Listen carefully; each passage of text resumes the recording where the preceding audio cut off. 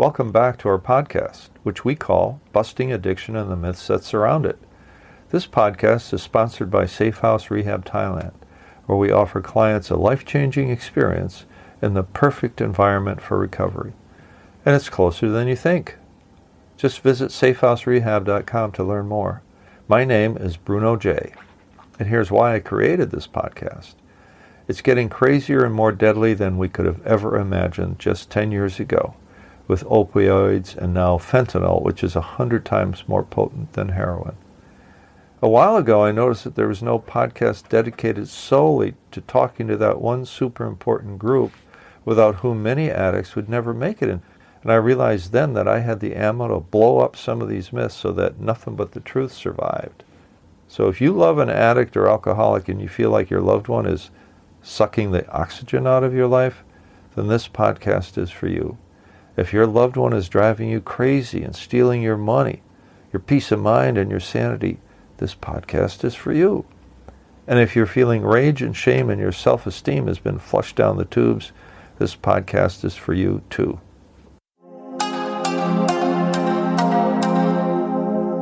Welcome back to Busting Addiction and the Myths That Travel with It.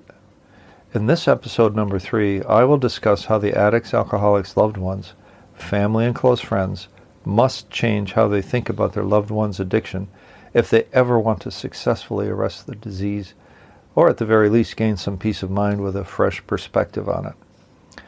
Even if you never get to the point of a real intervention, and there are other ways that the disease gets arrested. For example, the addict gets sick and tired of being sick and tired and throws in the towel and accepts help. Or the addict actually ends up taking up the loving offer of a parent or a spouse to go into treatment or to attend a recovery meeting.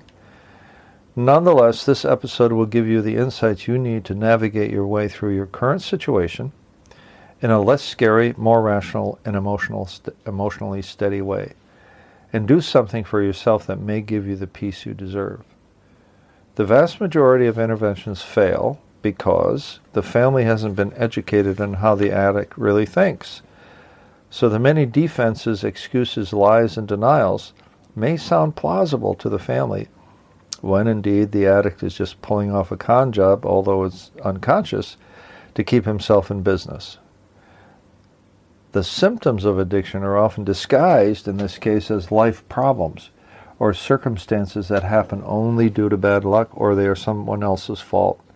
You hear the if-only story over and over. There are so many detours down the wrong paths, it's really heartbreaking.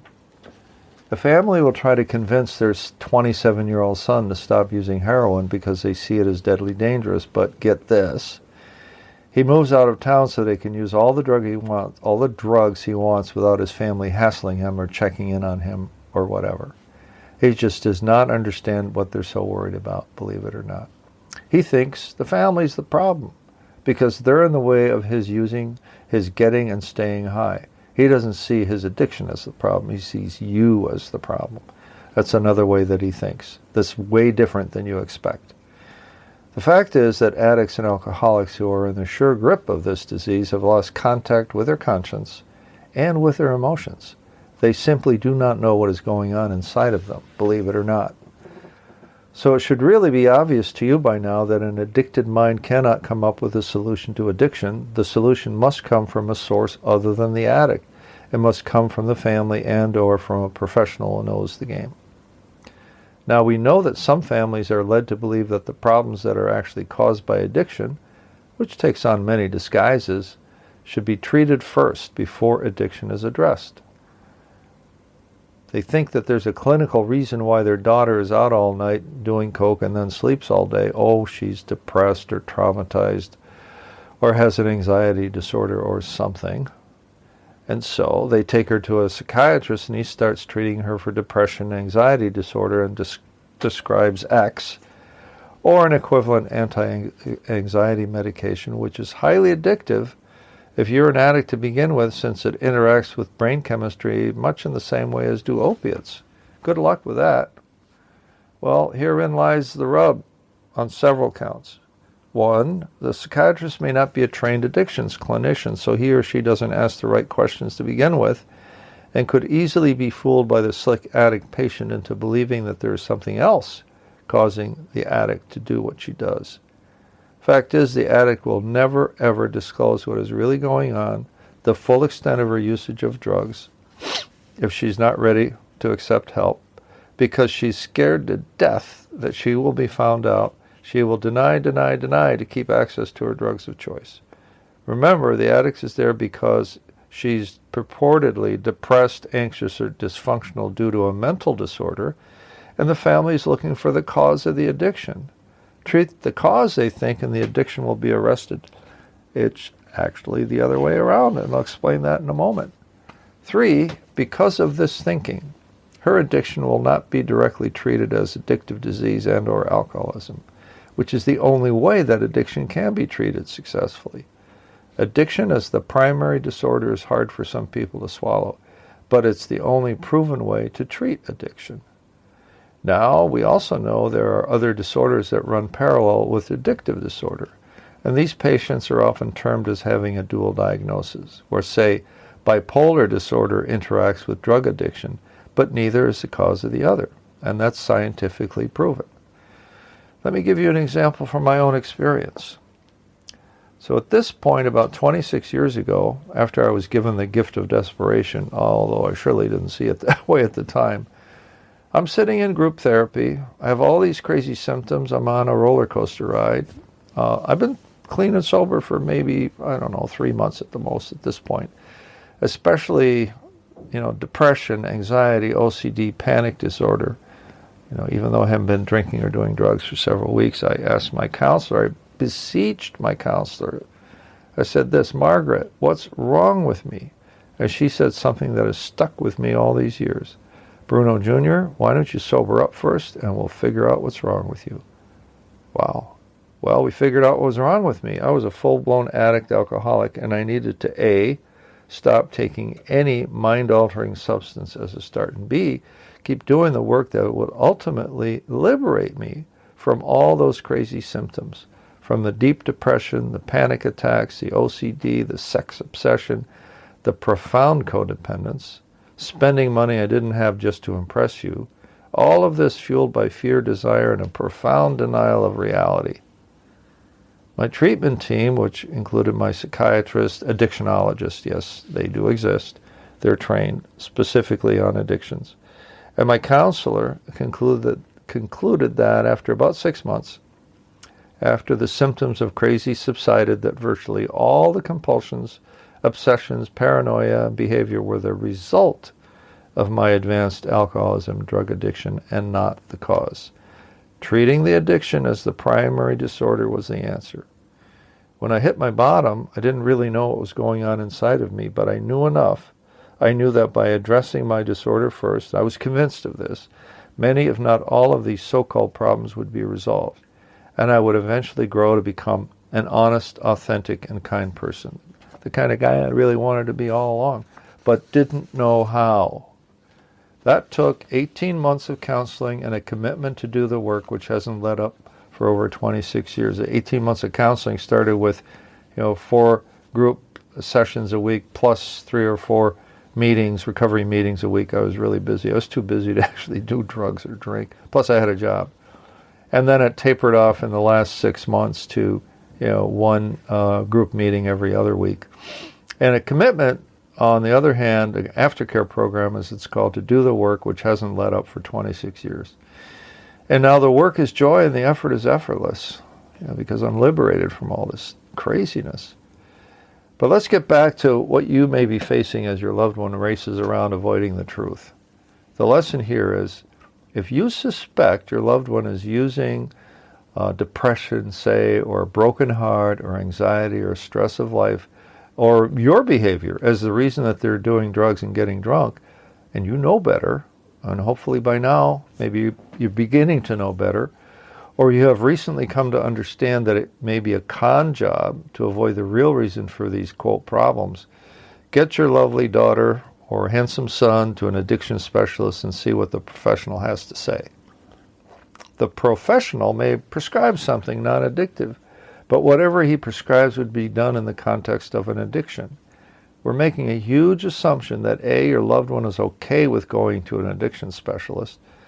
Remember that the professional is very well versed in teasing out the truth. He's not easily conned. Or, as I was thinking, you could, on the other hand, just say you're taking your loved one to a psychiatrist without really revealing what kind of psychiatrist. And the second part of this is your loved one addict will be reasonably honest with the professional, reasonably honest, as much as he or she can say. Remind your loved one that everything said during the visit is 100% confidential. You're not going to be in that room with that kid. You want to be able to make sure that the addiction specialist gets some truth from this person. Because the last thing you need is to have a doctor who isn't trained in addictions inadvertently fooled by her patient, who may not know what is really going on anyway, into prescribing an addictive drug which could only ever make things way more complicated and worsen the slide. I see this happen quite a bit. Addicts come into treatment addicted to their original drugs of choice, and then become addicted to whatever their naive doc prescribed for them. And now the addict is milking that source for all it's worth, and probably even forging prescriptions, which is very illegal. You have to remember that addicts and alcoholics have physically damaged brains. The longer they stay active in their addiction, the more degraded their brains become.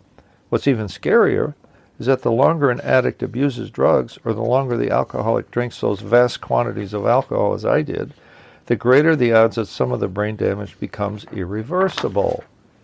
All of this is backed up by research done by the National Institute of Alcohol Abuse and Alcoholism, the NIAA, and by several universities, including University of California in San Diego and Brown University, one of those great Ivy League schools. For these long-term addicts and alcoholics I just spoke of, recovery of 100% of their mental capacities is really no longer possible. Hey, I'll settle for 92, okay? And the long-term effects of addiction on young brains are even more profound than the effects on older brains. And this is really scary. The decision-making ability of an active addict's brain is so degraded, there's little sense of the consequences that come with bad, insane decisions. Compound that with tendencies of a teenage brain which is heedless to consequences because it's already impulsive and immature to begin with, and you're set up for a lifelong struggle with reality. It doesn't have to be that way. Not on your life, or more importantly, not on the life of the addict or alcoholic whom you love. And that's where we come in. We're here to help you make an informed decision on what you should be doing and not be doing for your loved one who struggles with addictive disorder, and how you need to change your thinking about addiction so that you no longer have to carry the burden of shame or resentment or fear or all of the above, and you begin to approach your loved one as a sick person who needs treatment, not punishment. And yet you become wise enough to stop enabling your loved one so that they begin to experience consequences. You begin to deploy the power of your love in new and healthier ways. If you'd like to learn more, I can certainly recommend several books that will help you understand, particularly on the issue of how to help someone maybe who doesn't even want help. The first book I've quoted from is called Love First by Jeff and Deborah J. Another terrific book is Get Your Loved Ones Sober by Robert J. Myers. Another one is Addict in the House by Robin Barnett. And then finally, Intervention by Vernon Johnson. And his topic is how to help someone who doesn't want help. You can also email us at info@safehouserehab.com, and you can ask us any question on any topic related to your loved one's story, and we will do everything possible to help. You can visit us at safehouserehab.com for the full story, and a phone number you can call depending on what part of the world you're calling from.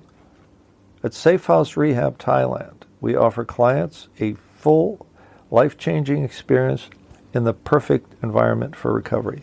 Intensive inpatient treatment for the modern challenges of addiction, which essentially consists of being addicted to a variety of substances all at once and to other substances that families may not even know about yet. Clients here are away from those triggers, away from using friends and drinking buddies, away from a lifestyle that's stealing your and your loved one's health, money, and sanity. We are a warm and welcoming sanctuary that is a safe place to start life anew. Compare Safe House Rehab Thailand to upscale treatment centers in the U.S. and elsewhere, which go from $25,000 U.S. a month to $50,000 a month, and you'll be amazed. But let's get back to the way an addict who is actively using actually thinks. The addict is heedless to crazy risk, self-centered in the extreme. And by the way, that could be a topic for a whole episode in and of itself. Let me give you an example from my own life. I drove my turbocharged coupe in the middle of the night through upstate New York at 100 miles an hour plus. My 11-year-old daughter was asleep in the back. And here it is, it's the middle of winter, where there's black ice on the highway, and I'm stoned and maybe drunk too. I know I was stoned, that's for sure. Imagine what could have happened. I was heedless to the consequences, a menace to society, and how could I claim to love my daughter while I was endangering her life as I did? All that risk for a short-term indulgence. I was brain damaged. As a matter of fact, active addicts that make bad decisions even when they aren't high, their brains are still degraded. Do not expect your addict to think like a normal person. That's like going to the hardware store and expecting to find bread. There ain't none there. So back when I was living with my lovely and sexy addict girlfriend, she would occasionally say something that would make a whole lot of sense. And I was sober by now. I would think, oh, she's coming around. And then I realized after she went back to her addled ways that what really appeared to be a return to sanity was pure coincidence. And it really meant nothing but false hope. And I really, really loved this woman, but her addict brain had been changed and wouldn't even begin to recover unless and until she put the drugs and the beer down and started the long, slow process of recovering the ability to think and act sanely. And to finally understand what love really is, not just a feeling, but selfless, honest action without the expectation of reward. That story isn't over, and I do wish her the best, but I decided a long time ago I was through dancing with the devil, and I hope you will be too. So what did we learn in this episode? Number 1. Addiction must be treated as the primary disorder, as the cause of mental and behavioral problems, and not as the result of that. 2, addicts, alcoholics, when they aren't ready to quit, are very slick and will do anything to protect their ability to use or drink, including lying to professionals. Number 3, if you decide to seek professional help, find a professional who is trained in addictive disorder, someone who is an AODA, or alcohol or drug addiction counselor, psychiatrist, or counselor, or another type of clinician. 4, you'll no longer be puzzled by the irrational, unpredictable, and irresponsible behavior of your addict when you realize that he or she is operating with a damaged brain. And that damaged brain is simply incapable of making good decisions. Case closed. Short-term, high-risk thinking. Number 5, the family and loved one of an addict needs to change the way they think about addiction before they get ready to intervene in a way that has any chance of success. And number 6, and finally, there is much more to learn along the way, so stay tuned.